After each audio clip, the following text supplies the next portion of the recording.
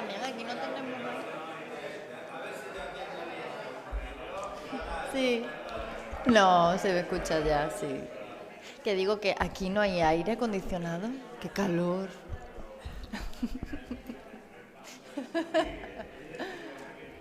Gloria, yo te presento y luego te...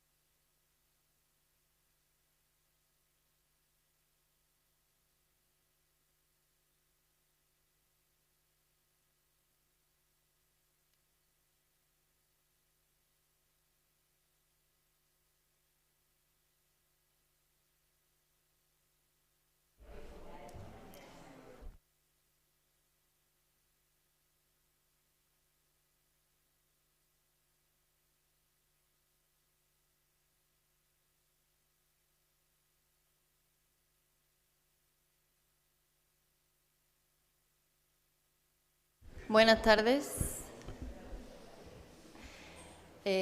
Vamos a comenzar con la última conferencia de la mañana, bueno, del día de hoy en realidad. Me gusta siempre contaros un poco lo que vamos a hacer después para que no os perdáis en esta super programación.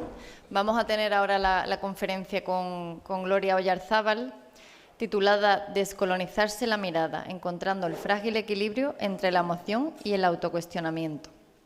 Seguidamente vamos a tener la comida, que luego os voy a decir algunos sitios a los que podéis ir, aquí en la Redondela, aunque por supuesto esto es totalmente libre, pero bueno, sugerencias de lugares. Y luego volvemos a las 5, de 5 a 7 con los visionados, que aunque no estéis inscritos en los visionados, podéis estar aquí viendo, como os comenté esta mañana, viendo un poco el feedback que le dan a vuestros compañeros, haciendo un poquito de ganas para la próxima vez, por si decidís apuntaros también vosotros. Y luego ya tenemos las inauguraciones de las exposiciones. Yo lo voy a ir contando muchas veces, voy a ser muy pesada con esto. Voy a presentar a nuestra ponente, a Gloria. Muchas gracias por estar aquí, Gloria, bienvenida. Es artista visual y fotógrafa, licenciada en Bellas Artes, programadora y cofundadora de la Sala de Cine Independiente La Nana Marrón. Diversifica su actividad profesional entre el cine, la fotografía y la enseñanza. Vivió 3 años en Mali, desarrollando su interés por la construcción del imaginario africano, los procesos de colonización y descolonización, las nuevas tácticas de colonialismo y las diversas voces en torno a los feminismos africanos. Sus múltiples incursiones en el continente africano, en países como Nigeria, Ghana o Tanzania, le han permitido reflexionar sobre temáticas como la colonización del concepto mujer, el expolio maternal e identitario y las consecuencias en el presente. Su trabajo ha sido publicado por prensa nacional e internacional y algunos de sus premios incluyen, bueno, ahora está la parte que me gusta a mí, no lo digo ninguno bien, Landskrona Photobook Award 2017. Landskrona. Pero esto es ruso. Landskrona. Sueco. Ah, vale. Landskrona Photobook. ¿Sí? Ahora sí. Sí, tienes que pegar un poquito. Encontros da Imagen Discovery Award. Si está Ángela Berlinde me puede... Los encontros de imagen. Encontros da Imagen Discovery Award en 2018. Images BBI Photobook Award. Esto me lo he inventado. Fotofestival Los Grand Prix en 2019. Foto Israel, bueno, muchísimos premios. También ha sido nominada al Prix Élysée y al Fond Paul Huff Award. Bueno, como veis, todos los ponentes tienen un extensísimo currículum que yo intento resumir un poco. De nuevo, muchísimas gracias por estar aquí, estamos deseando escucharte. Luego al final daré de nuevo paso por si hay alguna pregunta, algún comentario. Muchas gracias. Gracias a ti, gracias a todos por querer escucharme y, por supuesto, gracias al festival. Estoy encantada, ya desde que he llegado, vamos, ya he venido en el tren con maravillosas mujeres y ya yo creo que se crea comunidad en estos espacios, así que mil gracias. Bueno, yo voy a, pues un poco como Ariana, yo creo que lo personal es político y que no puedo desvincular mi parte creativa o productiva de mi vivencia personal, de todas las decisiones que haces en tu vida. Y lo que me he dado cuenta años después, que me he metido en un jardín muy complejo, que es el autocuestionamiento, por eso digo pues el complejo equilibrio entre el escepticismo, la ilusión y el autocuestionamiento, ¿no? Empiezo por estas dos criaturas que mucho me han costado sacarlas adelante. Los que publicamos fotolibros pues sabemos que es un tema muy complejo y que para mí pues han supuesto entender la fotografía desde otro punto de vista, ¿no? Bueno, pues como os han contado, mi pareja y yo teníamos un cine en Madrid, él es cineasta y fueron unos años, fueron 10 años de aprender muchísimo del lenguaje visual y de compartir con gente de todo el mundo.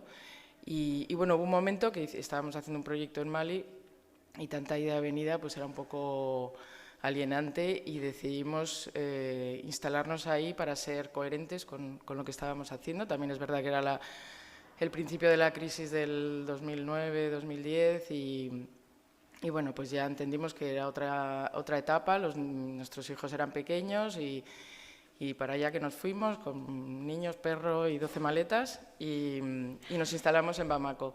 Esto lo pongo porque era mi barrio ahí a la izquierda y empecé a descubrir un país que sí conocíamos como turista, pero claro, la experiencia era distinta. Casualmente yo vivía cerca del estudio de Malik Sidibé, no sé si sabéis quién es un grandísimo retratista de estudio y tuve la suerte de conocerle y bueno, pues ahí está mi faceta más personal, mis hijos, mi labor en los rodajes, que soy sonidista, aparte de otras 200.000 cosas. Y bueno, yo empecé a darme cuenta, perdón, que todo lo que me rodeaba era tan fácilmente retratable, que me lo estaban poniendo todo en bandeja de plata. Y esto es literalmente en la puerta de mi casa. Mi casa era la puerta es azul, era una boda. Y me encontraba en situaciones dentro del país, muy adentro, pues que eran regalos.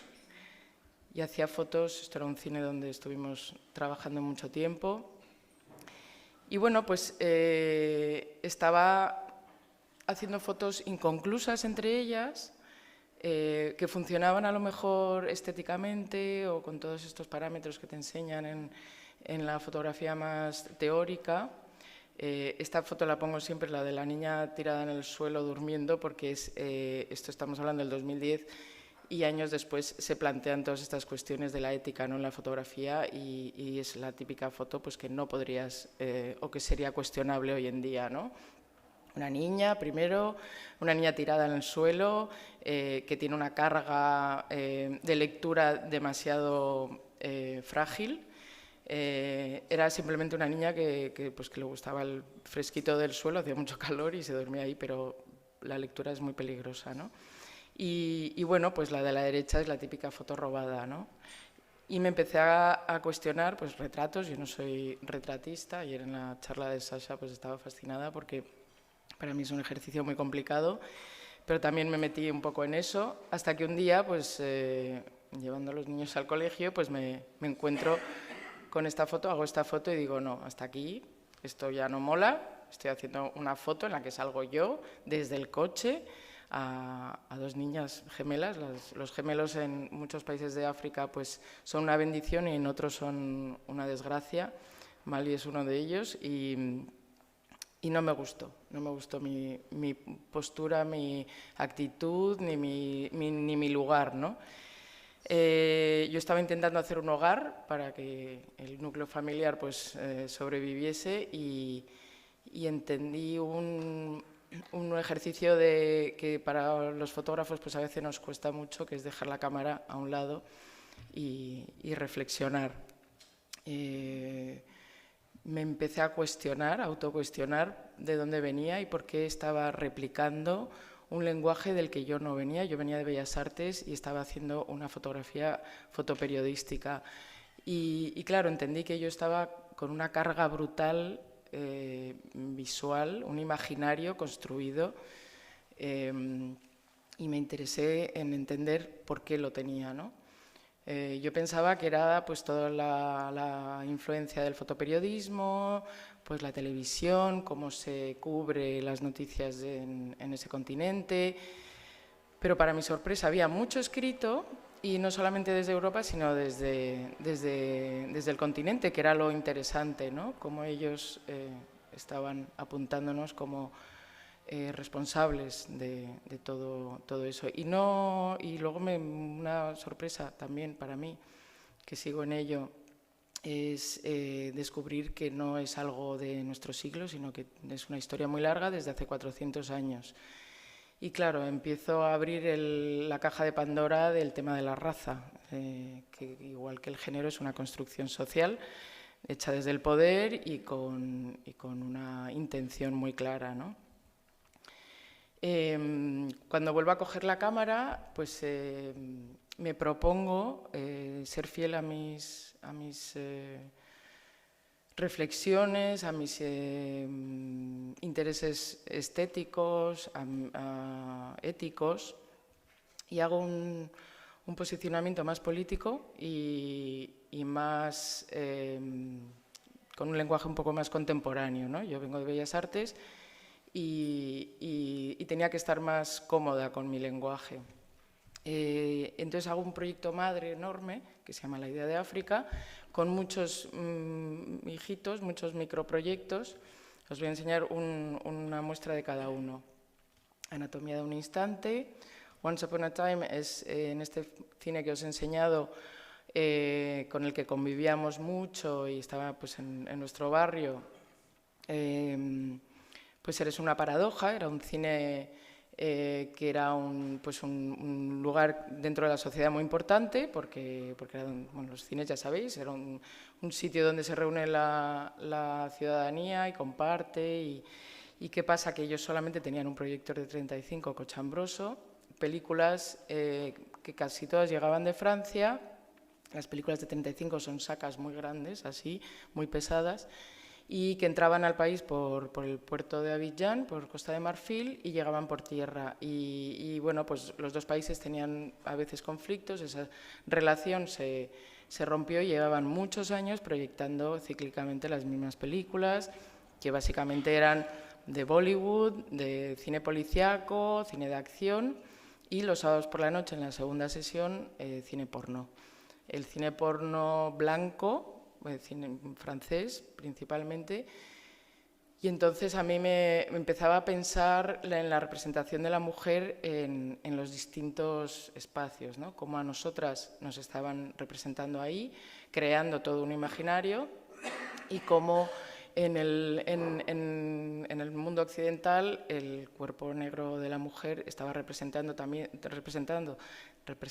desde hace muchos siglos de una manera, ¿no? En nuestra historia del arte. Burqa Kars era una reflexión también acerca de cómo yo había conocido el país 10 años antes y veía mucha más presencia del velo. Mali es un país islámico, no es una república islámica, pero sí que es de religión musulmana, un poco soft, pero con muy presente la religión también. Y bueno, pues era una manera un poco irónica de representar esa situación, ¿no? La espalda del poder, medio formato, Polaroid y Google Maps. Estamos hablando casi del principio de Google Maps. Y bueno, el texto era una definición de todos los edificios que rodeaban ese monumento. Es toda una reflexión sobre los monumentos.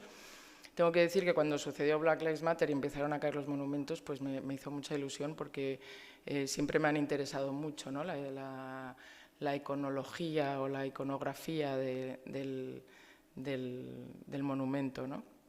Y también, para mi sorpresa, pues había mucha reflexión desde hacía muchos años, vamos, desde el siglo pasado, alrededor del monumento en sí, ¿no? Y mucho cuestionamiento. Y bueno, todos los edificios que rodeaban ese monumento eran símbolos de poder muy vinculados normalmente a la herencia colonial, ¿no? La geometría del elefante era un acercamiento hacia la influencia de los cánones de belleza. Lumière Noir es un ejercicio de esa nocturnidad, ¿no? Y un poco también venía de esa África negra que nos da mucho miedo porque todos van con un machete en la boca y todos nos van a degollar. Y resulta que yo no me he sentido más segura y más, no sé, tranquila que en Bamako y bueno, no luego, porque ya hubo un golpe de Estado y ya había un poco más de tensión, pero en esos años yo salía con mi cámara de medio formato, mi trípode, y nada, todo bien. Y bueno, es también pues irónicamente, pues todo ese mundo negro en el que viven, ¿no? Toda esa herencia de la literatura de Conrad con The Heart of Darkness y toda esa literatura de viaje, ¿no?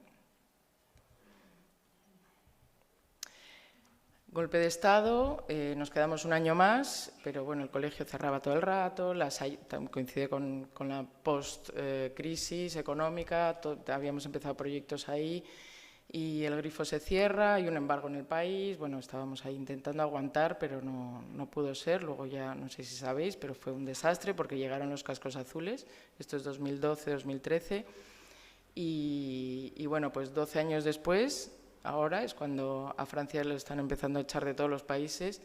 Los cascos azules, cuando llegan, es el gran desastre. Bueno, nos vamos 2 años a Francia, a Iparralde, País Vasco francés, y yo pues tengo el lujo de poder tener ese tiempo para revisar todo mi material. Yo no sabía muy bien qué estaba haciendo, ni por qué estaba haciendo todos esos, replicando en esos microproyectos, ¿no? Yo me agarré al tema de repetir lo mismo en cada proyecto, ¿no? Voy a hacer burkakars, pues pim, pim, pim. Todos eran como fantasmitas que me iban acompañando, entonces me pasaba el día haciendo fotos porque todos los inputs que tenía en la ciudad pues se referían a algún proyecto que estaba haciendo. Pero no me estaba dando cuenta aún de cuál era la intención de toda esta gran maraña, ¿no? Pues 2 años después vuelvo a Madrid, bueno, empiezo a hacer visionados y estamos hablando de 2013, 2014. Vuelvo a Madrid para hacer un descubrimiento de Foto España y pienso, bueno, pues mira, ya a mi edad, porque ya tenía una edad, voy a hacerme un máster. Y en vez de irme pues a EFTI o alguna de estas grandes escuelas, pues pienso yo la parte técnica más o menos bien, pues quiero un lugar donde me den caña conceptualmente, ¿no? Un sitio así más punky. Y me meto en Blank Paper, que no sé si sabéis lo que es. Blank Paper desapareció, pero era un sitio donde realmente te apretaban la neurona y te ponían en un sitio súper incómodo y estabas ahí. Y fue un año brutal, tenía unos compañeros súper válidos y entre todos pues creamos ahí un movimiento emocional, intelectual, pues unos profesores estupendos.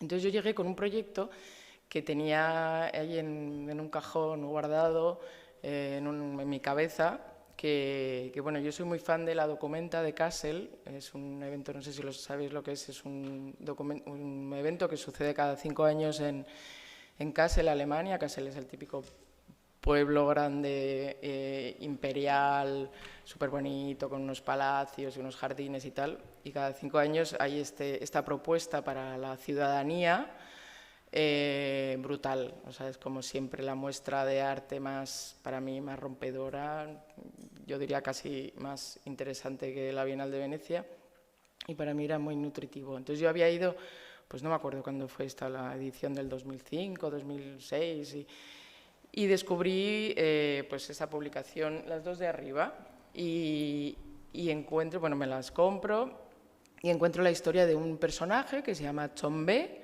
que es este señor negro que está caminando con un guardaespaldas y delante de un coche con matrícula de Madrid, y resulta que este señor había vivido en la España de Franco y era muy importante, y yo no sabía quién era, dentro de nuestra absoluta incultura, o por lo menos la mía, hacia el continente africano, ¿no? Porque siempre cuento que yo con 14 años me subí a un autobús en Madrid y vi a un señor negro súper elegante con un maletín hablando en español. Y llegué a casa y le dije a mi padre y me dijo, pues claro, Guinea Ecuatorial. Y yo como, ¿qué es eso? Por Dios, a mí nadie me había contado nada. Te cuentan Latinoamérica, por supuesto, intensamente, un poquito de Filipinas y Marruecos así por encima, pero Guinea Ecuatorial nada. Total, que empiezo a investigar en mi máster y claro, yo tenía como la historia central de lo que había pasado con este personaje, los años 60, pero no estaba entendiendo. Yo necesitaba saber de dónde venía esto, por qué estaba ahí Bélgica, qué pasaba, qué era una colonización fuera de lo que era Francia. Y bueno, pues por supuesto empiezo a tirar del hilo y tengo que parar en algún momento porque me podría haber ido hasta el infinito, pero me paro en la conferencia de Berlín, el reparto de África y bueno, pues en esta horrible historia que es pues la colonización de la República Democrática del Congo, ¿no? Esto fue pues el rey Leopoldo II, que es un señor muy avaro y muy horrible que decide que en ese pastel que está repartiendo Bismarck, pues él quiere un trozo, pero un trozo bien grande, porque Bélgica es muy pequeñito, pero él quiere un trozo bien grande.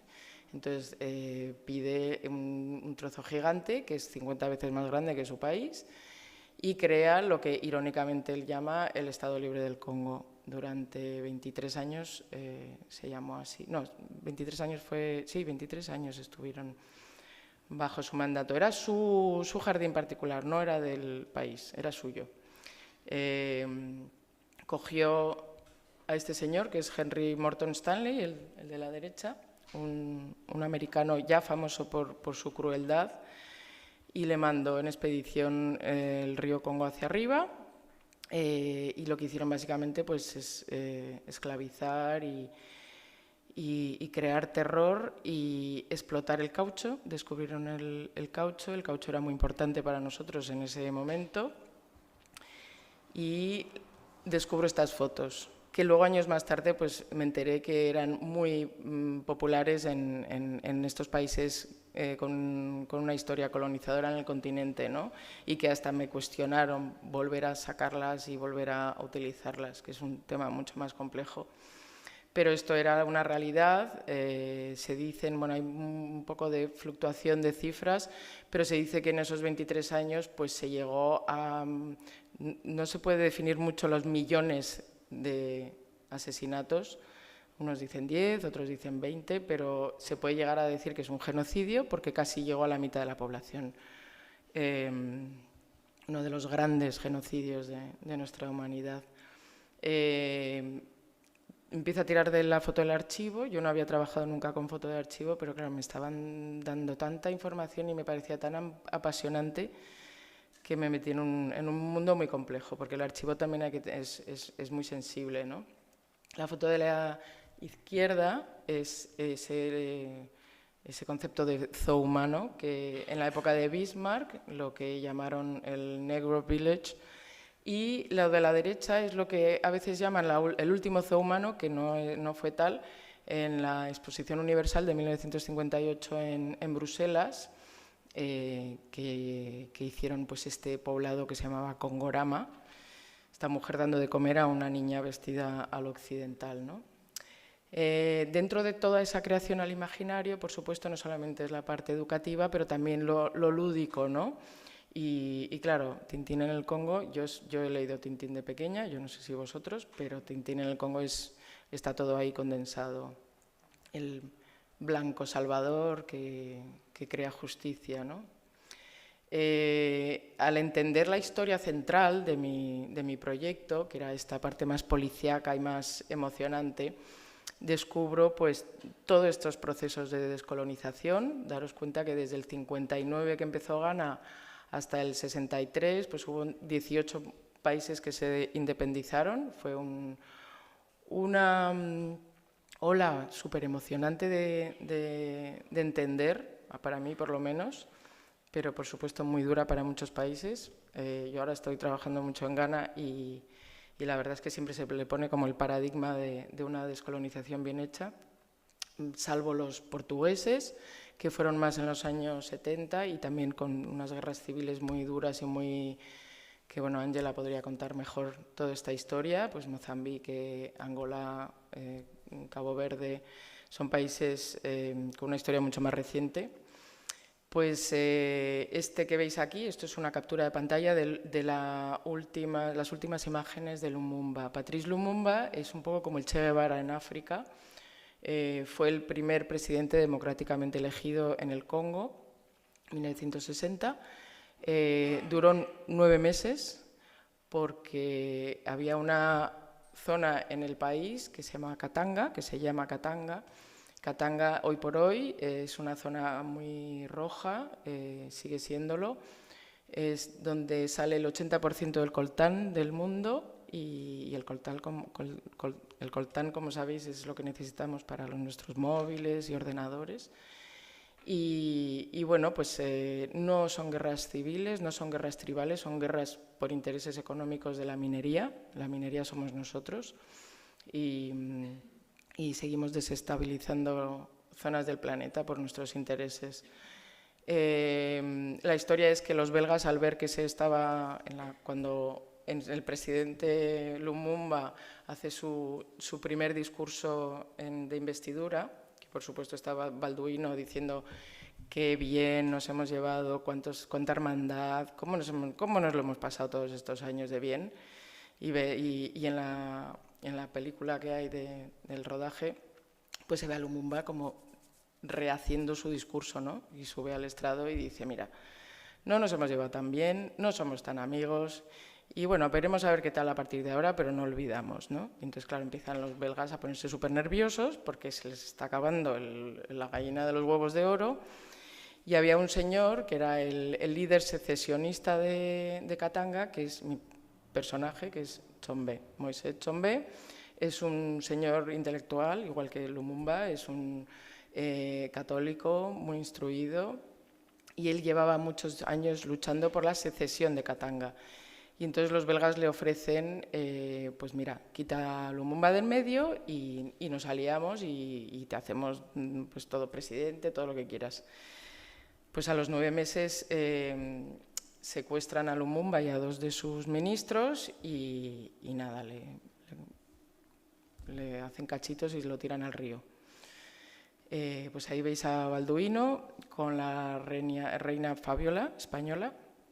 Y bueno, yo me empiezo a entender quién es este señor Tshombe, que tiene su propio billete, que tiene la portada del Times y muchísimas más cosas. O sea, salen muchísimas portadas, muy querido por los blancos, un gran aliado. Y bueno, pues resulta que este señor, cuando sucede la independencia, bueno, hay una parte histórica que yo no cuento porque me parece que ya está escrita, yo no soy historiadora. Y el caso es que acaba en España, y que para mí me costó mucho entender por qué acabó en España, ¿no? Porque además me lo preguntaban y no sabía contestarlo, entonces tuve que investigar aún más. No es que Franco tuviese un vínculo con este señor, ni con el país, ni nada, sino que Franco en los años 60 ya estaba empezando a ser muy criticado por toda esa dictadura y él quería traer capital exterior y dar una buena imagen, y entonces Estados Unidos le ofrece que acoja a este señor que le están echando de su país y que le acoja como, fíjate, este es anticomunista, todos los países que se independizaron viraron hacia lo contrario del imperialismo, que es así a grosso modo es el comunismo, y entonces había una lucha, en esa lucha de la Guerra Fría, pues querían los americanos pues que Franco diese buena imagen acogiendo a este señor, ¿no? Llega a Madrid, esta casa está en La Moraleja, no me acuerdo cómo se llamaba, pero un nombre así africano muy, muy exótico, como veis, en un avión de Iberia, va a los toros. Y cuando estoy haciendo el proyecto, a un mes de publicar el libro, me estoy adelantando en el tiempo, me llama un amigo y me dice: oye, han desclasificado la foto famosa, la única foto que hay de Franco con Tshombe. Y bueno, para mí fue una señal. Y empiezo a recabar también información de textos, ¿no? Me gustó la idea del texto como objeto. Ahora os voy a enseñar una puesta en pared, la primera que hago. El texto cobra mucha importancia no solamente por el significado, sino como valor material, ¿no? Esto es un artículo de Torcuato Luca de Tena, fundador y presidente del ABC en esa época, y es un artículo cuestionando por qué a este señor, porque me estoy adelantando en la historia, le secuestran, y era su gran aliado. Le secuestran básicamente porque estaba empezando a recabar mucho dinero para volver a hacer campaña en su país. Y como ya tenían a Casabubu de gran aliado, todos estos, los belgas, los americanos, todos los que tenían intereses mineros, pues no querían que llegase y desestabilizase todo el país. Y entonces se lo querían quitar de en medio. Le secuestran, le dicen que hay un proyecto inmobiliario en Mallorca, él veraneaba en Mallorca, y se lo llevan ahí, y cuando se van de excursión a Ibiza a comer y a la vuelta en la avioneta la desvían, le secuestran y acaba en una cárcel militar en Argelia, y 2 años después muere. Y esa es la historia central del proyecto, pero a mí me estaba faltando. Yo cuando hice esta primera puesta en pared era una convocatoria que había de una galería que ya no existe, la New Gallery, pues entiendo que me estaba faltando algo para entender, porque los textos hablaban mucho, pero no había esa parte histórica hacia atrás, ni había una parte de conclusión.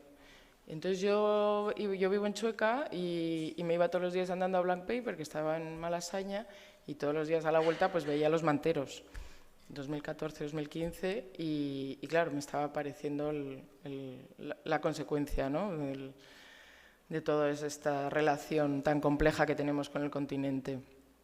La New Gallery era la galería de Cristina de Midel, y bueno, por X razones el galerista nos pone en contacto en 2015, y Cristina en ese momento estaba comisariando Lagos Foto, y dice: ay, pues mira, me gusta mucho tu trabajo, vamos. Y entonces, primer festival, me voy a Lagos a todo trapo, impresionante experiencia, y ahí pues creo un vínculo con el país, además, que me ha permitido volver varias veces, y bueno, pues ahí empiezo a jugar más con una puesta en pared más compleja, pero pues a lo mejor opaca para entenderla, y voy teniendo retos, ¿no?, de cómo desarrollar este proyecto para que sea entendible. Primera convocatoria de carta blanca de EFTI, pues la gano, me permite producir bien, con copias bonitas, y hago pues una puesta en pared con ese horrible fondo de pared espantoso, y nada, mezclo texto-imagen, que no son textos, algunos son textos míos, me estaba empezando a meter en un berenjenal horrible de posicionarme en el centro, otros son pues el discurso de Lumumba o cosas así, y esto es el capítulo que era la conclusión, ¿no?, los manteros. Esta es foto de esa tensión. Yo trabajé mucho con ellos, me iba pues ahí a la Plaza Jacinto Benavente, me sentaba con ellos, hacía fotos, pero había esa parte social que no... O sea, yo no tengo ninguna así problema de interactuar con gente que está huyendo, básicamente. Yo además venía de otro proyecto que se llama Síndrome de Ulises, que habla un poco de eso, de la huida, ¿no?, del terror con el que se vive en estas situaciones de migración ilegal. Y entonces no me estaba gustando lo que estaba haciendo, y en una manifestación un día, con un teléfono caca que tenía, pues hago esta foto de esa tensión de la manta, ¿no?, tirando, y a mí me sirve como resumen de todo ese estrés. Bueno, hago un vídeo. Luego pues también ganó el Fórum Fotográfico de Canvas T, hago otro tipo de puesta en escena, mezclo Polaroids, todo tipo de soporte.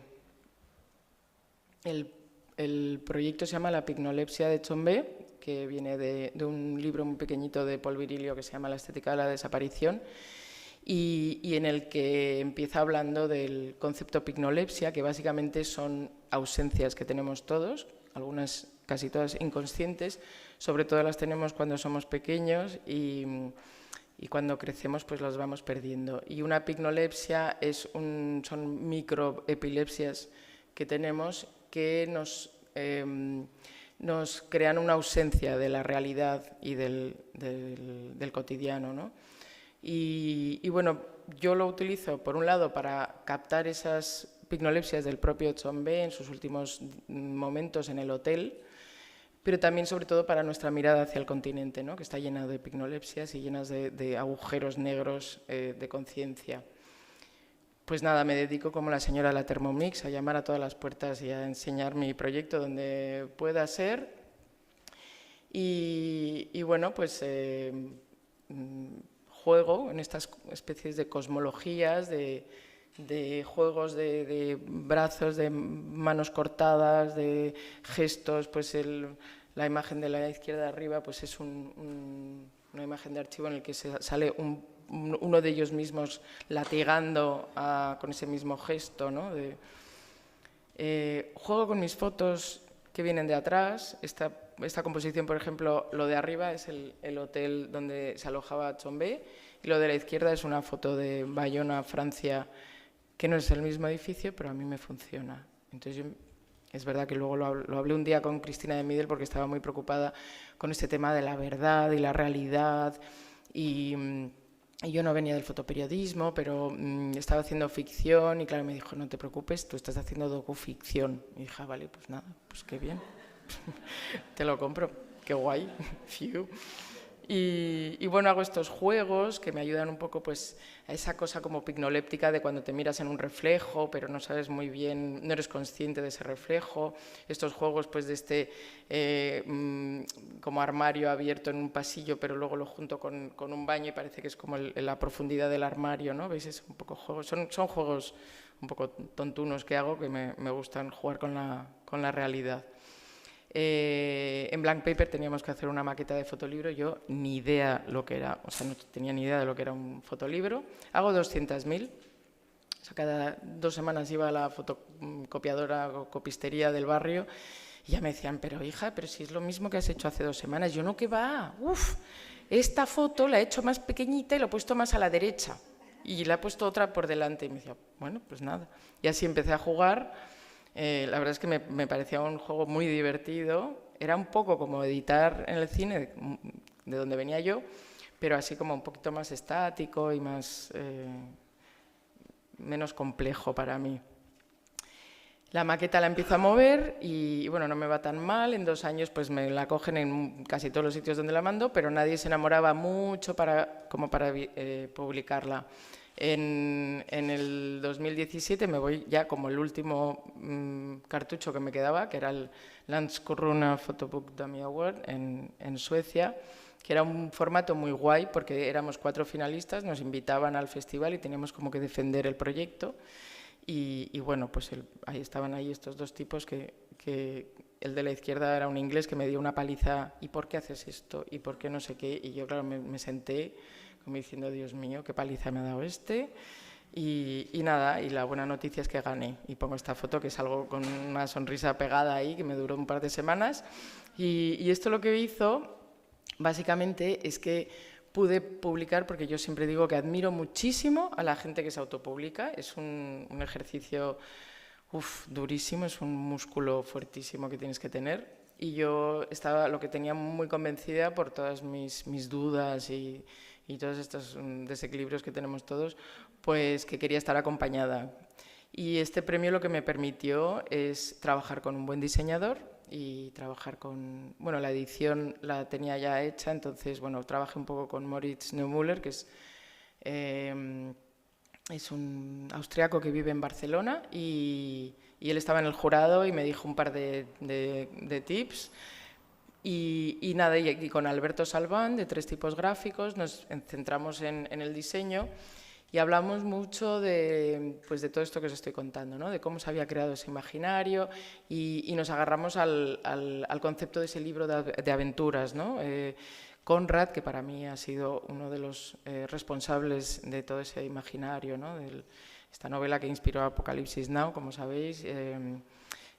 Bueno, pues todas estas diferentes, objetualmente nos gustaba, ¿no? El libro de la selva, que ya sabemos que es Asia, India, que no tiene nada que ver, pero ese objeto, ¿no? Como de aventuras, Y hacemos este libro, como siempre, todo con un deadline súper apretado, y yo aprendí muchísimo. Pude trabajar en Brizolis, que es una gran imprenta, y bueno, pues ahí estoy con Alberto, con Moritz, y detrás está Tomás Oparrillo de Witty Kiwi, que estaban en Landskrona y se apuntó al barco. Yo, fenomenal, cuantos más mejor.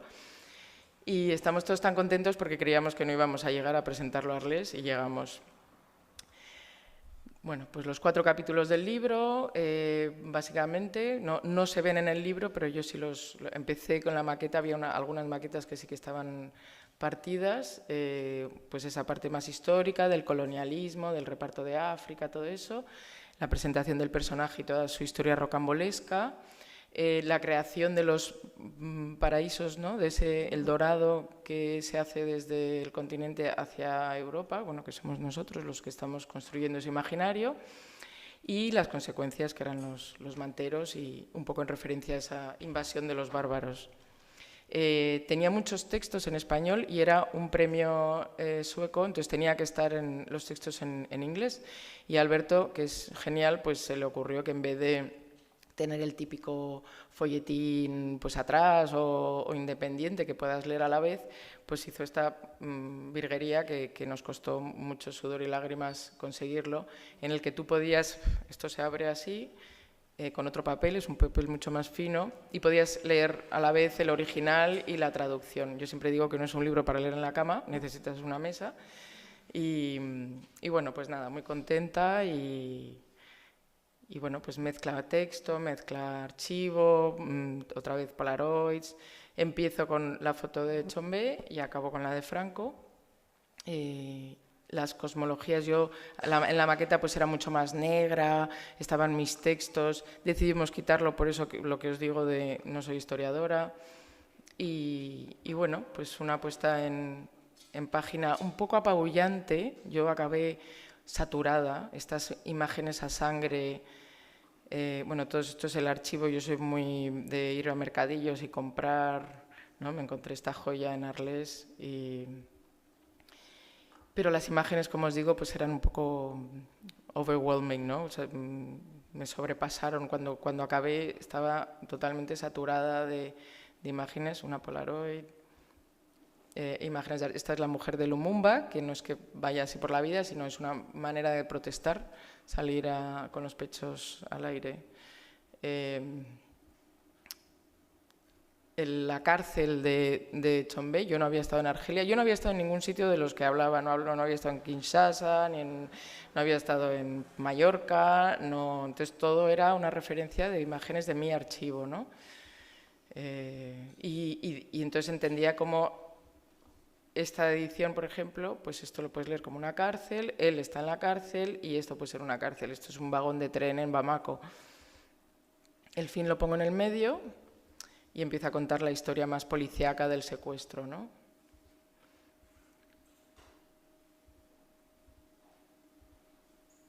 El viaje, los paraísos construidos, este chico que mira a la chica blanca en ese diorama, ¿no? Ese fondo idealizando la vida, con la reina mirando para el otro lado.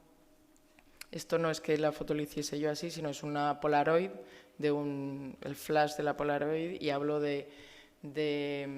cojo un texto del artículo del Torcuato Luca de Tena, en el que dice: la verdadera tragedia del África negra, digámoslo con orgullo y con fe, es no haber permanecido 3 siglos más recibiendo por osmosis la luz de Europa. Del mismo modo que la tragedia de Europa fue en otros tiempos la invasión de Roma por los bárbaros, que retrasó más en 10 siglos su evolución. Tela. Bueno, pues la vieja Europa, pues esa construcción de los paraísos, el viaje.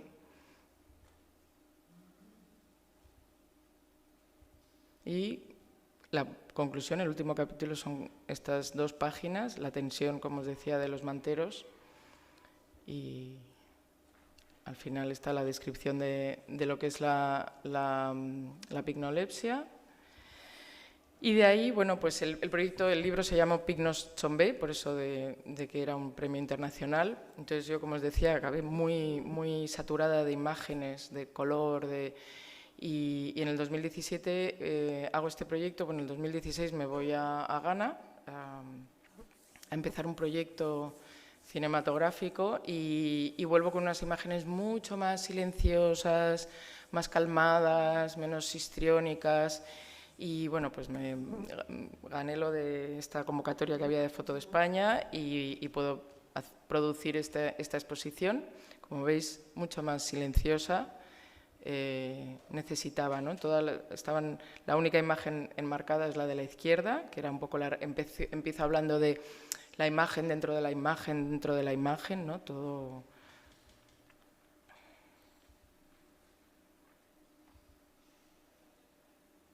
Esta imagen de la derecha, por ejemplo, es muy controvertida. Yo ya no hago fotos así, fotos de gente dormida, muy violento. A la vez que inauguraba en Foto España, estaba haciendo una residencia en Matadero, Madrid. Era una convocatoria que ya no existe, que se llamaba Ranchito. Muy guay, porque tú aplicabas, pues, Ranchito Filipinas. Entonces venía un artista filipino o filipina, y luego tú te ibas a Filipinas. Y yo apliqué, ¡ay, joder, la mosca, cojón! Y apliqué a Nigeria, Ranchito Nigeria, Sudáfrica. Y nada, estuvimos trabajando en la nave 16, que en mi vida voy a tener un estudio así, no sabéis lo que es, si lo conocéis es brutal. Y estuvo muy guay, estuvimos 2 meses trabajando, 2 artistas de Sudáfrica, 2 artistas de Nigeria, con 4 españoles. Bueno, uno era inglés, pero vivía en España. Y después teníamos que hacer una exposición de lo que habíamos trabajado esos meses, y luego me fui a Nigeria. Y esa exposición fue Susana y los viejos. Era mucho más instalativa. A mí la fotografía, a veces tengo que alejarme un poco de ella y me voy a lo instalativo, en el que mezclaba fotografía, pero también escultura, instalación y un punto de lectura, ¿no? Parto de la historia de Artemisia Gentileschi, del cuadro de Susana y los viejos. No sé si conocéis la historia de Artemisia. Su padre era pintor, es siglo XVII. En esa época, pues, las mujeres no podíamos acceder a una educación artística, y su padre, viendo que su hija era tan virtuosa, porque este cuadro lo pinta cuando ella tenía 16 años, le pone un tutor, que era el ayudante de su padre, y este tutor la viola. Bueno, pues al cabo de los años ella pone un juicio, y en ese juicio pues la maltratan físicamente y psicológicamente para que diga la verdad. Pues le cogen una cuerda, le aprietan los dedos, y eso para un pintor, pues imaginaos lo que es. Y a partir de entonces, pues ella, si conocéis su obra o si os interesa su obra, miradla, porque está llena de rabia. No hay ninguna Judith y Holofernes tan sangrienta, ni la de Caravaggio, y está, pues, ahí con todo su feminismo, puedo decir, que se ve en su práctica, ¿no? Susana y los viejos es una historia bíblica en la que, bueno, pues Susana es una mujer pura y casta, que se va a bañar al río y que es abordada por estos 2 viejos. Ella les rechaza y los viejos vuelven al pueblo, pues todos cabreados, y la acusan de adulterio. Y cuando la van a lapidar, pues aparece el profeta Daniel, que, bueno, con todos mis respetos, pues tenía 14 años y a mí estas cosas pues me crean todavía más escéptica hacia la Biblia, pero bueno, Daniel consigue que se dé la vuelta a la historia y se sepa la verdad, y al final son los viejos los que acaban lapidados. Todas las representaciones que he encontrado yo de Susana y los viejos, Susana sale idílicamente en el río y los viejos detrás de un árbol. Esta es la única representación en la que se ve claramente ese rechazo, ¿no? Entonces, bueno, yo reproduzco ese rechazo con esos brazos, y lo enfrento o lo pongo en paralelo a una historia que me encuentro en Ghana. No sé si sabéis, desde Ghana era el gran puerto donde salía toda la trata de esclavos. Hay unos serie de fuertes que están declarados Patrimonio de la Humanidad, y en el fuerte del Mina hay esta habitación con una trampilla en el suelo por donde subían a las mujeres que iban a salir en los barcos. El comandante de turno pues la elegía en el patio y las subían por ahí para que las violasen. Entonces, bueno, sin comparación, pero sí poniendo en paralelo, expongo la realidad de la mujer en distintos lugares geográficos, pero sí en paralelo en el tiempo, ¿no? Hago esta estructura donde proyecto parte de las fotografías del proyecto y hago este punto de lectura con unos puffs que sabéis que las telas africanas tienen su lenguaje. Escojo unas telas que tienen su lenguaje, su mensaje, y empiezo a hacer una pequeña biblioteca de literatura principalmente escrita por mujeres africanas, pero no solo. Hay un par de ellas afroamericanas, pero yo estaba muy interesada en saber qué eran los movimientos de mujeres, no solamente lo que llamamos nosotras feminismos, porque las mujeres africanas argumentan que las mujeres blancas nos hemos apropiado de ese concepto, y cómo era su acercamiento, ¿no?, hacia la experiencia de ser mujer. Y bueno, yo todas mis dudas, que venían desde mi experiencia de Mali, pues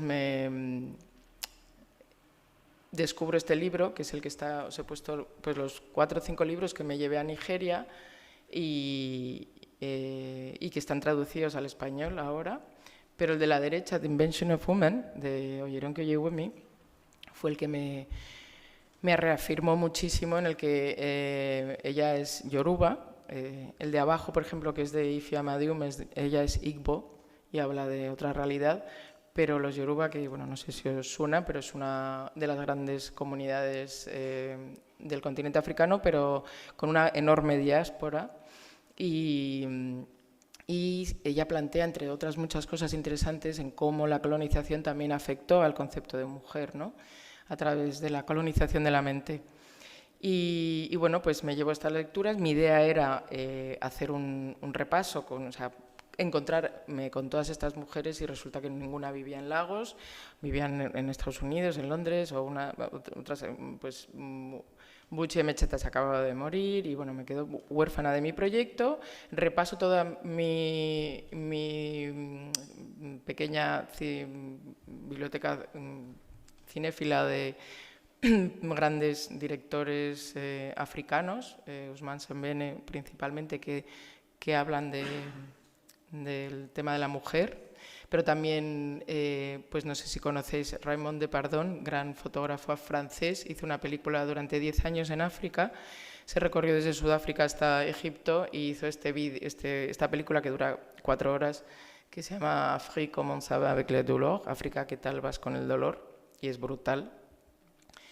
Y bueno, pues vuelvo a mi lenguaje, vuelvo al archivo, me meto en el Museo Nacional, que ya lo conocía, y empiezo a buscar no sé qué estaba buscando. Me decían, pero en todo este caso me decían, ¿pero qué quieres? Y yo, pues es que no sé muy bien. Le dije, quiero fotos imágenes de mujeres. Y claro, a base de partir de no saber qué, a empezar a que las imágenes me interpelasen, pues entendí qué es lo que me estaba pasando, ¿no? Muchos álbumes así de exquisitos, una gran colección. Había estas cajas que medían casi 1 metro, pues un señor nigeriano que había esta manera tan occidental de recopilar y de clasificar, ¿no? Y también pues empiezo a hacer foto de calle, que es más o menos lo que hago, ¿no? Todo esto son imágenes, también hago retratos, son imágenes que no están en el proyecto. Tengo la suerte de poder tengo acceso a muchísimo, con todo mi privilegio blanco, a acceder a ciertos pues, rituales que son muy propios de ellos. Cuando llego es Felabration, que es este evento gigante que celebra a Fela Kuti. Fela Kuti no solamente es un músico, inventor del Afrobeat, sino es un símbolo de la revolución durante la dictadura. Y Felabration es una semana de locura, daros cuenta que Lagos es la ciudad más grande de África, es una megalópolis enorme. Y bueno, pues entonces la foto de la derecha es en un local de prostitutas y esto es un entierro. Bueno, una locura. Y como tercera capa, digo, joder, con todo lo que vivo aquí, con toda esta herencia que tienen de foto de estudio, voy a tener que hacer foto de estudio. Nigeria es el segundo productor del mundo de películas, después de Bollywood y antes que Hollywood, es Nollywood. Y bueno, no encontraba un estudio tradicional. Son todos súper mega estudios y entonces por primera vez en mi vida tuve que trabajar con un fixer. Me fui a o sea, es como una isla entera que es un mercado. Compré a base de, no sé, de inputs estéticos, cosas, no sabía qué iba a utilizar. Y hago este shooting en este estudio en media tarde, súper acelerada, porque había mucha tensión, mucho calor y contraté a una mujer que me hiciese los turbantes, todos los tocados y a una modelo. Y vuelvo con muchísimo archivo y lo empiezo a mover. Yo tengo como os decía ayer en la presentación, hago estas cosas que es muy poco ortodoxa, que antes de acabar los proyectos empiezo a moverlos. Que también me sirven a mí, porque yo hago un ejercicio de puesta en pared y de la puesta en pared me voy al fotolibro y entonces, bueno, pues es un empuje que me doy a mí misma, ¿no? Primera convocatoria que mando pues a Organ Vida, que justo ese año, el 2018, hay una convocatoria para reivindicar la fotografía hecha por mujeres, que se llamaba Engage, Active and Aware, Women's Perspective Now. Me dan como primera exposición, gran exposición, una pared de 10 metros de alto y podía hacer lo que fuese, entonces, bueno, pues me volví loca. Luego voy a encuentros de imagen, me dan el Discovery Award. Hago una puesta en pared que es justamente lo que no hay que hacer, que es esto. Me doy cuenta que esto no se hace, esto es un horror. Y bueno, pues muchas distintas puestas en pared, que aprendo muchísimo. Las fotos de estudio las imprimo en tela, un poco en referencia a esas cortinas que están en los estudios de fondo y es la imagen dentro de la imagen una vez más. Estoy hablando del otro, estoy hablando de la mirada entre la mujer blanca y la mujer negra. Estoy hablando de las fotos de estudio, son esa hiperbolización de todos los discursos, ¿no? La hipersexualización, el primitivismo que les ingerimos a las mujeres africanas, la victimización. Esto es en Łódź, en Polonia, donde también gané un premio. Bueno, me va fenomenal, que no me lo creo. Estoy que lo flipo y venga a hacer, esto es en Oporto, venga a poner, mi proyecto estaba inflado de alegría y estábamos todos dando palmitas. El 2020 para mí iba a ser brutal y bueno, pandemia, tal, me ponen en Foto de Alicante, hacen esto y yo qué sé, 3 días después yo iba a inaugurar ¿cuándo era? El 12 de marzo, que me parece que era... No, el 14 de marzo era sábado y ese mismo día, pues en Madrid, en un sitio, pues nos encerraron. Y bueno, no pasa nada, era lo mínimo en todo el drama que estábamos viviendo. He puesto solamente 3 citas, porque yo entendí que esto venía de muy atrás. Todos hemos estudiado a Hegel y Hegel pues, podría ir mucho más atrás porque esto viene de más atrás, pero dice una cosa tan joyita, como lo que entendemos por África es aquello segregado y falto de historia, es decir, lo que todavía está envuelto en formas primitivas, que hemos analizado como un peldaño antes de entrar en la historia universal. El otro, la otredad, la construcción de lo que ellos son y nosotros no, y viceversa. Achille Mbembe, un grandísimo intelectual camerunés. África constituye un receptáculo supremo de la obsesión de Occidente y su discurso circular sobre la ausencia, la carencia y el no ser, de la identidad y la diferencia, de la negatividad, en resumen, de la nada. Achille Mbembe tiene un libro que se llama... no me acuerdo... Necropolítica, que es súper interesante. La infantilización, la hipersexualización, esta señora del medio en la foto de la izquierda es la madre de Fela Kuti, que es una gran luchadora por los derechos de las mujeres durante el colonialismo. La dimensión femenina puesta detrás de un cristal, la mirada, el tema de la blanquitud. La blanquitud, según la Organización Mundial de la Salud, el 40% de la población mundial utiliza cremas blanqueadoras. Son cremas casi siempre decapantes, cancerígenas, quitan una parte de la epidermis, con lo cual cuando tiene que haber una cirugía como una cesárea, pues la gente se muere. Tiene la piel tan fina que... El concepto de modernidad, las religiones monoteístas, el control, la experiencia de la maternidad, el empoderamiento de la mujer, la sororidad, el tema, estos malabaristas dados la vuelta y son un cuestionamiento de si en todas las culturas la figura del hombre es signo de poder, que es uno de los argumentos del libro de Oyeronke Oyewumi. El empoderamiento, la inclusión del hombre en las luchas de las mujeres, esos movimientos de mujeres, mucho antes de nuestras olas feministas, los cánones de belleza, el privilegio blanco. Esta foto de la izquierda me la encontraba todo el rato en una publicación que se llamaba Nigeria, que era desde el siglo XIX existía. Y un día me la encuentro así con esa burbuja azul, ¿no? Donde está la mujer blanca y ante la atenta mirada de todos, ¿no? El privilegio blanco en su esplendor. Chimamanda Ngozi Adichie, el poder es la habilidad no solo de contar la historia de otra persona, sino de convertirla en la historia definitiva de esa persona. La historia única crea estereotipos y el problema con los estereotipos no es que sean falsos, sino que son incompletos. Hacen que una historia se convierta en la única historia. Esto es una charla que dio que se llama El peligro de la historia única. No sé si conocéis a Chimamanda, es una gran novelista, pero escribe estos libritos, da unas TED Talks impresionantes y tiene estos libritos y uno de ellos se llama We All Should Be Feminist y todos deberíamos ser feministas y bueno, fue un bestseller y luego es así pequeñito. Pues un día Beyoncé se puso una camiseta que ponía We All Should Be Feminist y éramos todos feministas de repente y Zara hizo una camiseta y entonces éramos todos feministas. Bueno, estas fotos que ya habéis visto y quería acabar esta edición del libro, la hice con Fossi Bege, director de Blank Paper y amigo, un gran editor, y él estaba muy empeñado. Lo que fue muy interesante es que yo cuando tuve la posibilidad, ahora os cuento por qué, de hacer este libro, Fossi me decía, pero ¿y por qué no buscas una editora mujer y africana o una diseñadora, ¿no? Y bueno, yo me empeñé y no lo encontraba. Y al final volví a mi equipo, que eran Fossi y Alberto, y en el fondo fue un ejercicio de tener que explicarles desde el centro. Yo si hubiese trabajado con una mujer feminista, habría una parte del discurso que obviaría, porque para nosotras estaría ahí intrínseco.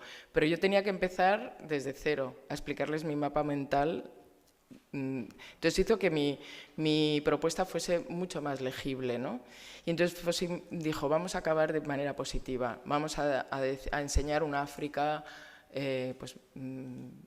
posible, ¿no? Y bueno, este tríptico, porque yo siempre digo que me encanta cuando oyes o hueles las fotos, ¿no? Entonces a mí en esta secuencia pues me parece que hay un sonido, hay un ruido, ¿no? Y una acción. Vuelvo con muchísimas fotos, como os digo, esto es una centésima parte de lo que traje. No solamente mis fotos, que no hago tantas fotos, pero con mucho archivo.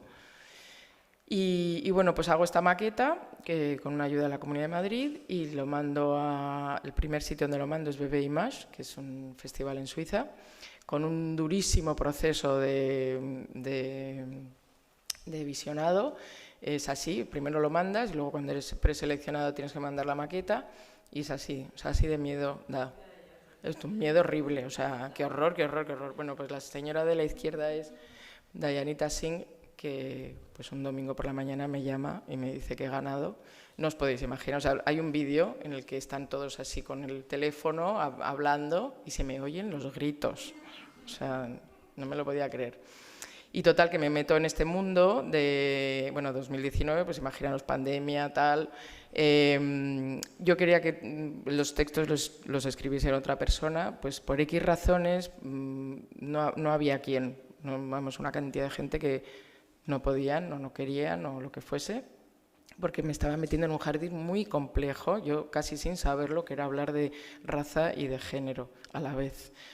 Y bueno, pues entiendo, en el 2019 nos vemos en París Foto, les cuento imposible, no puedo tal, y me dicen, oye, pues es que a lo mejor te tienes que poner tú en el centro y escribir tus textos. Y yo, claro, pánico, horrible, espantoso, angustia vital. Y no solamente me pongo en el centro, sino que Fossi me pone el texto en la portada, ¿no? Hablando de cómo mi experiencia en Mali, de esa indignación que vivía pues con ese supuesto matriarcado, en mis parámetros de mujer blanca, privilegiada, burguesa, feminista, pues no cabían, ¿no? Entonces yo acababa diciendo, pero ¿por qué estas mujeres no ven todo lo que hemos conseguido nosotras? Perdón, o sea, vergüenza. Y eso es lo que digo en la portada, ¿no? La indignación no me dejaba ver claramente lo que estaba pensando, ¿no? El texto de atrás es un extracto de La Tempestad de William Shakespeare, donde Miranda habla con Caliban y habla justamente del uso del lenguaje, ¿no? El lenguaje para mí es muy importante. Y bueno, pues hago este libro en el que es esa mano, ese troquel, que es una mano que señala al otro, ¿no? Y bueno, este sí tiene capítulos. Empiezo un poco hablando de los imperialismos y las fronteras. Pues eso, las mujeres, la colonización, la infantilidad, todo lo que os he estado contando. El control, el poder y el texto ahí metido tal. Bueno, pues ese libro va fenomenal.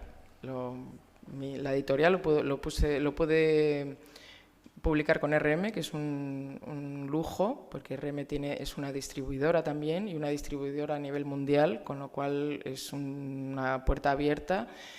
Y RM lo mandó a la Aperture Paris Photo y en el 2020 gané. Daros cuenta que yo estaba en pandemia con Black Lives Matter, con una cascada de información brutal y con una angustia vital de no saber qué escribir. O sea, yo no era escritora, admiro muchísimo ahora a los escritores, horrible, escribir es un durísimo ejercicio. Con lo cual vuelvo con este proyecto, me va genial, súper agradecida, y en una de las presentaciones que hago, una amiga afrodescendiente en Barcelona me interpela diciendo, vale, muy bien, pero ¿tú te das cuenta que estás haciendo lo mismo que estás criticando? Eres otra mujer blanca que va a África y vuelve con imágenes y refuerza ese imaginario, ¿no? ¿Por qué no barréis en casa, que tenéis un buen lío, ¿no? Mirad detrás de la cortina. Y dije, pues oído cocina, voy a ponerme a ello. Y en el 2019 me empiezo un poco también a partir de mi reacción con el Museo Nacional de Lagos, cuando entré y vi este caos y dije otra vez, ¡joe! Pero bueno, con la pasta que hay en este país, ¿por qué no tienen este horrible museo? Mira qué caos, no sé qué. Otra vez lo mismo. La blanca con sus ideales occidentales, ¿no?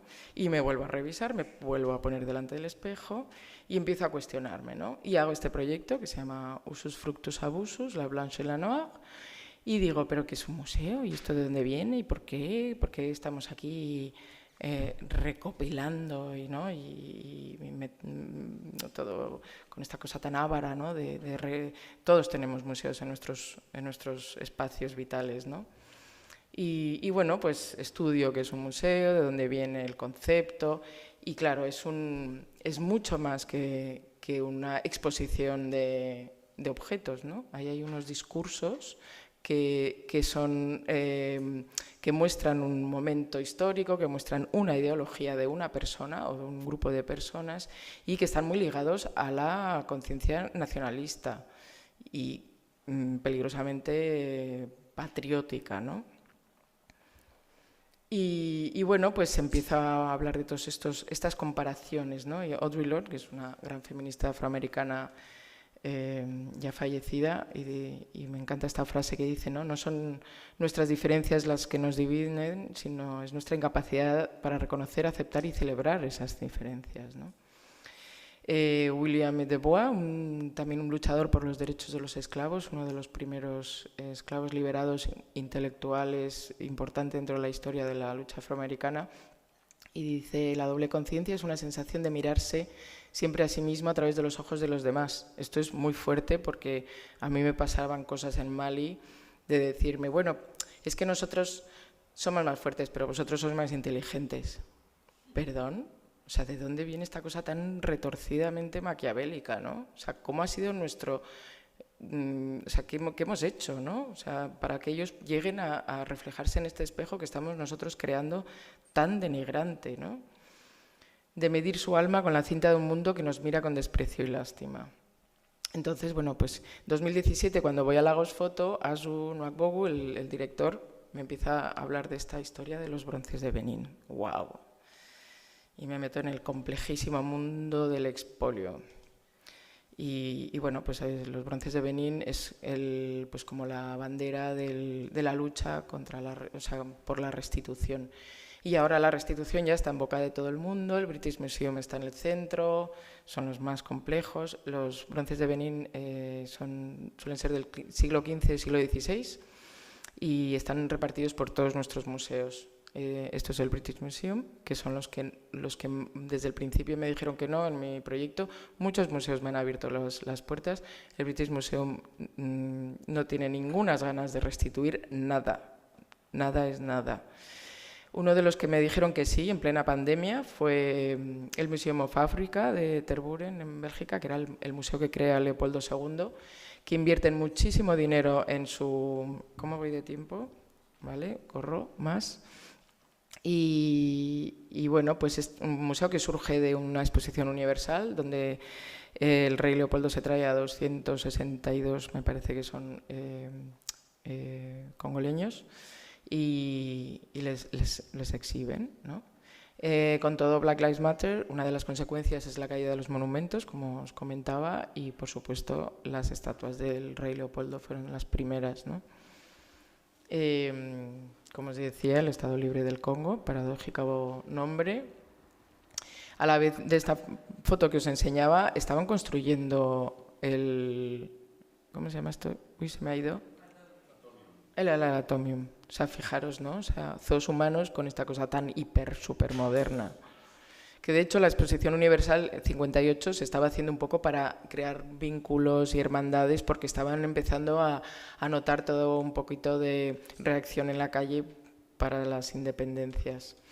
Y bueno, pues una vez más me encuentro esta enorme colección y de cómo esos objetos están detrás de un cristal, ¿no? Y bueno, hay muchísimo escrito sobre esto, muchísimos artistas haciendo cosas súper interesantes. Caderati es uno de ellos.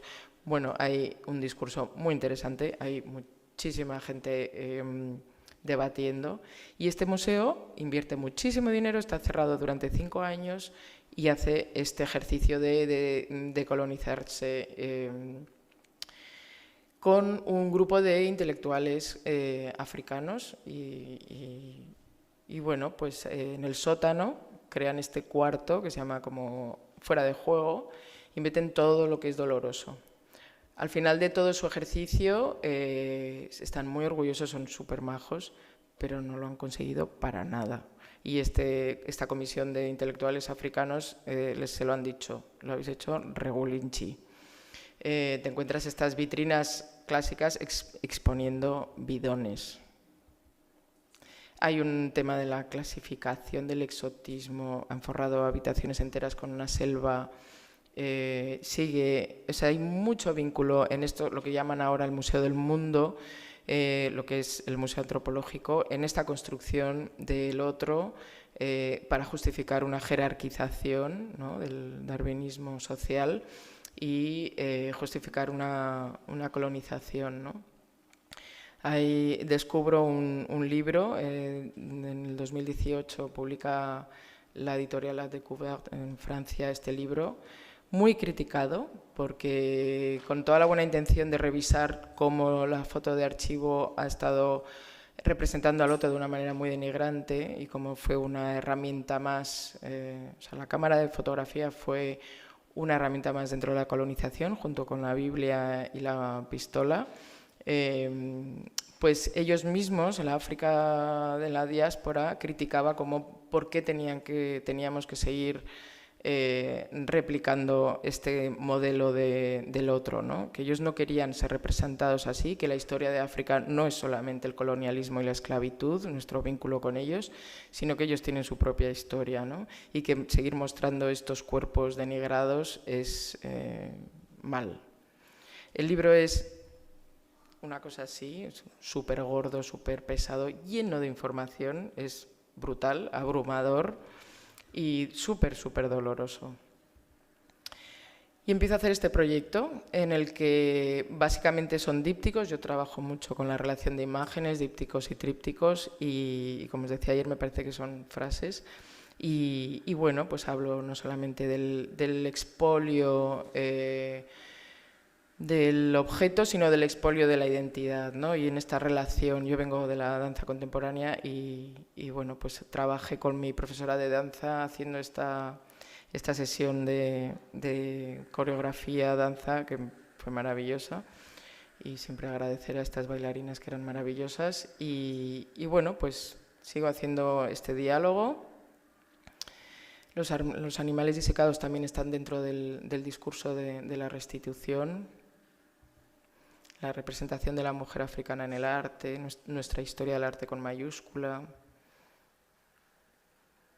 Y tengo la suerte de que uno de los primeros sitios también que mandé fue el Prix Élysée, es un premio bianual muy jugoso, es mucho, mucho dinero, pero que tienen una cláusula en la que tú no puedes mover ese proyecto durante 2 años, 1 año y medio. Entonces, bueno, te dan dinero simplemente por ser nominado, pero este proyecto ha estado secuestrado hasta abril, mayo del año pasado, en el que no gané, que estoy súper contenta con la que ganó, Debbie Cornwall, tiene un pedazo de proyecto, y ya lo liberó y bueno, pues yo sigo trabajando sobre él.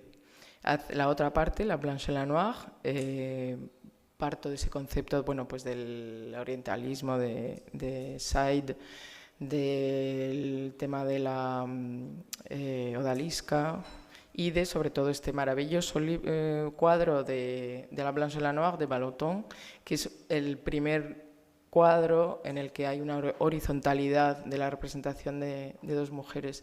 Ya no es la empleada, la esclava, la que sirve, la que le limpia los pies en el harem, todas estas imágenes que tenemos, ¿no? Sino que es una relación lésbica y hay una mirada de amor, ¿no? Y ya pues me vuelvo loca y le empiezo a derivar y hago estas cosas. Y entonces, bueno, pues están leyendo libros muy importantes. Uno de ellos se llama Lutz, que es la blanca está leyendo sobre el robo, sobre el expolio, y la negra, Valentina, está leyendo el libro de Felwine Sarr, que se llama Afrotopía, es un intelectual senegalés que junto a Benedict, no me acuerdo, una historiadora francesa, Macron, el presidente francés, en el 2018, si no me equivoco, les hace hacer este informe sobre qué pasa con todo el expolio. y a partir de ahí realmente se mueve mucho más aceleradamente el tema de la restitución. Empiezo a aburrirme otra vez de la fotografía y hago una reflexión más para salirme de la pared y reproduzco un bronce de Benín que es una Illoba, una reina madre, en porcelana. Esa fue un suplicio, pero un poco saliéndome del bronce, llevándolo a toda nuestra estética súper fina, ¿no? La porcelana, y con este fondo de papel lleno de imágenes horrorosas sobre la esclavitud y sobre el imaginario exótico. Se llama Rapid Response Restitution, todo está dentro del mismo proyecto. Y como otra rama, la imagen transportable o la flor imposible, que es un texto que sale de Walter Benjamin, no me acuerdo de ese libro cómo se llama, pero habla sobre la reproductibilidad de las imágenes, ¿no? Y lo que hago son estas vitrinas, pseudovitrinas, forradas en este fieltro que se utiliza para transportar las obras de arte, en las que se activan con un QR y dentro ves, pues en la grande hablo de la Venus d'Hotentote, que es una historia muy triste. En el centro tengo la Illoba girando y en la pequeñita es una Imawanti, que es una pequeña figurita que se les da para la iniciación femenina en Tanzania. Y ahora estoy en paralelo, empecé a hacer este proyecto el año pasado en una residencia que gané en el 2019 en Sicilia, pero que no pude disfrutar hasta el año pasado. Y bueno, surge de una película de Pasolini que se llama Punti per una Orestiada africana, en el que hablo del concepto de democracia. Y bueno, pues ahí está el Creto di Burri. Esto es un proyecto pues os tendría que contar mucho más, pero no voy a extenderme porque ya ha llegado la hora. Y bueno, pues esto está ahora mismo en Photomuseum en Bolonia, en Ghibellina, y se va a exponer en Lagos Foto a finales de mes. Y bueno, pues es Tanzania, Italia, y la violencia hacia la naturaleza como nos violenta, la mujer, la Orestiada, que es toda una serie de vendetas, y el imperio, la creación de conocimiento, la masculinidad. La mujer es muy importante. En la Orestiada es una trilogía en la que se habla del primer juicio, que es Palas Atenea escuchando al pueblo. El pueblo son las furias que luego se convierten en benévolas. Y también estoy haciendo unos collages a partir de esas imágenes, que eso es lo que está expuesto en Bolonia. Que esto, bueno, pues todavía estoy trabajando en ello y formalmente pues tendrá otra puesta en escena. Y ya está.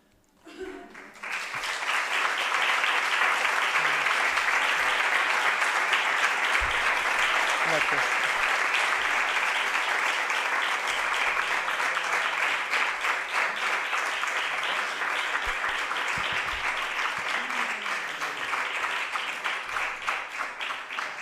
Muchas gracias, Gloria. ¿Alguna pregunta, comentario? Seguro que sí. No hay tiempo, pero os voy a dejar.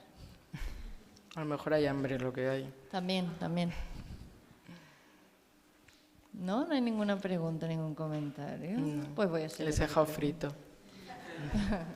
Es verdad que has hablado de muchísimos conceptos muy importantes. A mí me ha saltado ya por último el tema del apropiacionismo cultural. Te lo habrán dicho. Me gustaría que nos contases un poquito brevemente, para no hacer más hambre, sobre eso. La apropiación, hay una cosa que hay que diferenciar entre la apropiación y el apropiacionismo cultural. Todos estamos apropiados y hemos apropiado, hay una interferencia de culturas, pero el apropiacionismo cultural siempre se hace desde el poder. Es por definición, no me lo estoy inventando. Y yo creo que hay que tener mucho cuidado, ¿no? Cuando coges estéticas o lenguajes o discursos del otro, pues hay que partir de la escucha y de la responsabilidad que tienes Y eso, bueno, pues está muy criticado, ¿no? Pues desde los blackface, que ya sabéis, me imagino que sabéis lo que es, que está muy criticado. No me acuerdo cómo se llama esta fiesta en Cataluña, que están todos procesionando pintados de negro y bueno, es un tema muy, muy interesante.